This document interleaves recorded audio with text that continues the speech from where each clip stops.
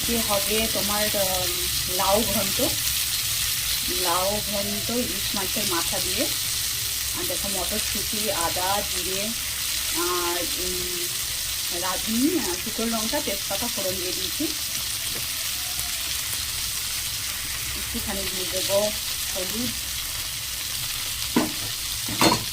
আর দেবো তোমার লবণ।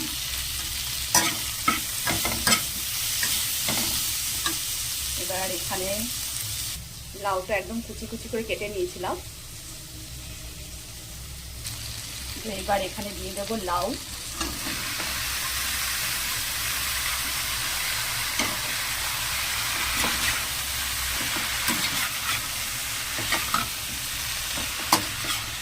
ইলিশ মাছের মাথা দিয়ে তুমি যা করবে তাই কিন্তু ভালো লাগে।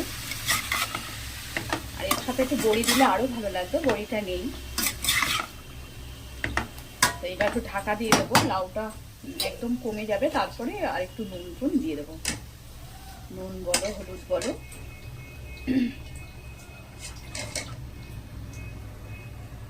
তো আজকে দেখো পাবদা মাছ করেছি পোস্ত দিয়ে। যে পাবদা লাউ হবে, ইলিশ মাছের মাথাতে লাউ হচ্ছে। আর তোমার কালকের অনেক সবজি ঘরে পড়ে রয়েছে, ওই জন্য আজকে আর কিছু করবো না। তো দেখো লাউটা একদম নরম হয়ে গেছে। এবার দেবো লবণ।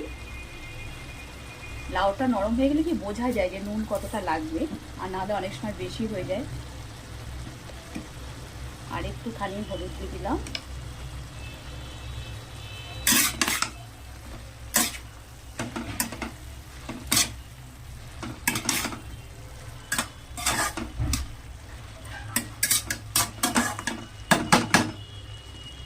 এবার দিয়ে দেবো ঢাকা। দেখো লাউতে এবার দিয়ে দেবো একটু ধনে পাতা আর দেবো একটুখানি মিষ্টি। মিষ্টিতে একটু দিতেই হবে, লাউ ঘন্টতে তোমার এইসব তরকারিতে একটু মিষ্টি না দিলে খেতেও ভালো লাগে না। মিষ্টি দেবো একদম লাস্টে দিয়ে, নামানোর কিছুক্ষণ আগে দেবো। গাইজ এইবার একটুখানি দিয়ে দেবো, দেখো একটুখানি বাতাসা দিয়ে দিলাম, গুড়ের বাতাসা।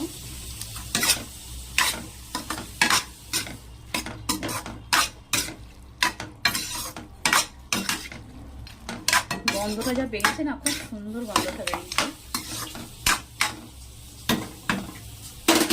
আর একটুখানি ঢাকা দিয়ে রাখবো। দেখো গাইজ, দেখো লাউটা কিন্তু হয়ে গেছে।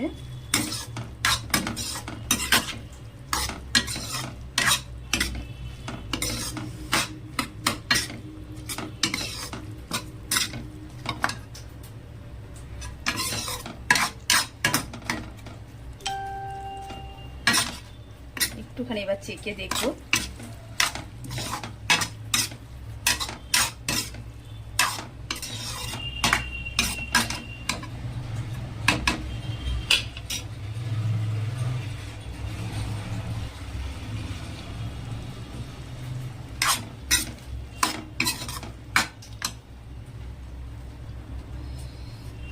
একদম মিষ্টি সবই ঠিক আছে।